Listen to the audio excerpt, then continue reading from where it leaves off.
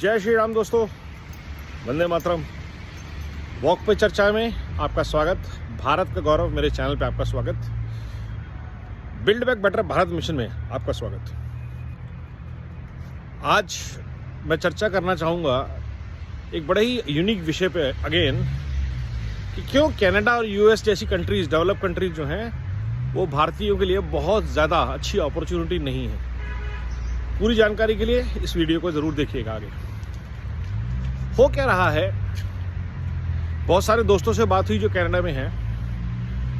Canada जैसी countries ने, US जैसी कंट्रीज़ ने क्या किया, इंडिया के बेस्ट रिसोर्सेज को तो यूज़ करने की कोशिश करी, साथ में अपनी लेबर भी आउटसोर्स कर दी इंडिया में। So the only thing Indians getting there is not a quality of life और anybody for that reason. Hispanics, Filipinos, जो भी विदेशी वहाँ जाते हैं, अधिकतर अगर 100 लोग वहाँ जाते हैं तो 95 लोग वहाँ पे अपने सपनों को ध्वस्त होते दिखते हैं सिर्फ। और 5 लोग जो ग्रेट अमेरिकन ड्रीम या ग्रेट कैनेडियन ड्रीम में सिर्फ 1 लोग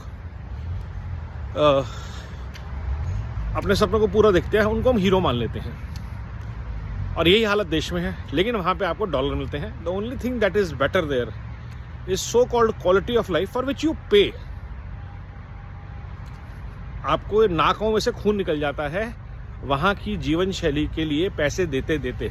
और या आप अगर सिटीजन हैं तो आपको सरकार खिलाती है, जैसे इलीगल इमिग्रेंट्स को खिलाते हैं। लीगल इमिग्रेंट्स जाते हैं। कनाडा में कुछ दोस्तों से बात हुई, जॉब्स नहीं है वहाँ पे। 70, 80 साल के लोग अभी भी प्रोफेसरी कर रहे हैं। सरकार रिटायर नहीं होने देती क्योंकि पेंशन देनी पड़ेगी। नए लोगों के लिए जॉब्स नहीं है। इंडियंस लार्जली और चाइनीज़ जो वहाँ की यूनिवर्सिटीज़ में पढ़ने जाते हैं, वो उनकी वजह से यूनिवर्सिटीज़ चल रही हैं, सोर्स ऑफ इनकम है। करोड़ों अरबों रुपया हम इंडिया से वहाँ भेज रहे हैं इन चीज़ों के लिए। और अब भारत में जब ऐसे इंस्टीट्यूशंस बन रहे हैं, प्राइवेट भी और सरकारी भी, तो वो अपॉर्चुनिटी आने वाले वक्त में ख़त्म हो जाएगी। क्या अच्छा है यूएस और कनाडा में ऐसा और बाकी कंट्रीज़ में? सफाई, law and order, quality of life, ये 3 चीज़ें हैं। और इनकम में कुछ खास फ़र्क नहीं है। जितना आप डॉलर में कमाते हो उतना डॉलर में खर्च करते हैं। हमें खर्च करने की आदत नहीं है, उतना बचाते हैं और वापस भेजते हैं। तो वहाँ तक तो ठीक है।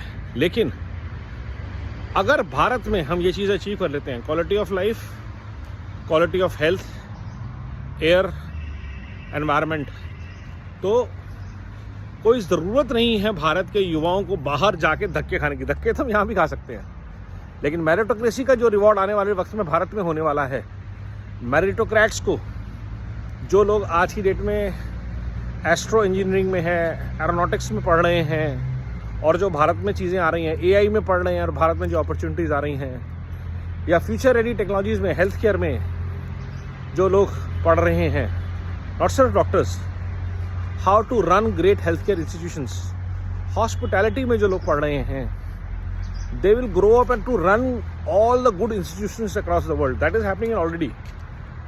जितने भी वर्ल्ड वाइड बैंक्स से लेकर के आईटी कंपनी से लेकर के सबके सीईओज जो हैं हेल्थ केयर कंपनीज अब इंडियंस ही होंगे। क्यों इंडियंस हैं? चाइनीज़ क्यों नहीं है? बराबर पॉपुलेशन है। फ़र्क है हमारे संस्कारों का, हमारी संस्कृति का।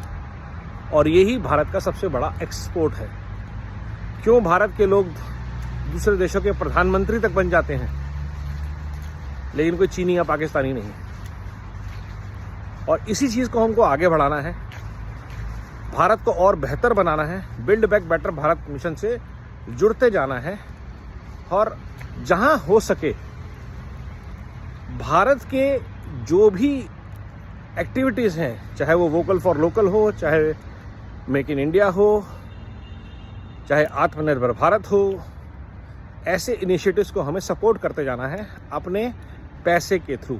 इन्वेस्ट इन इंडिया, भारत का वेल्थ भारत के काम आए जितना ज़्यादा हो सके, और बाहर से जो इन्वेस्टमेंट आए वो बोनस है। तभी हम 150 करोड़ देशवासियों के लिए कुछ सोच सकते हैं, कुछ कर सकते हैं बियॉन्ड पेइंग टैक्सेस।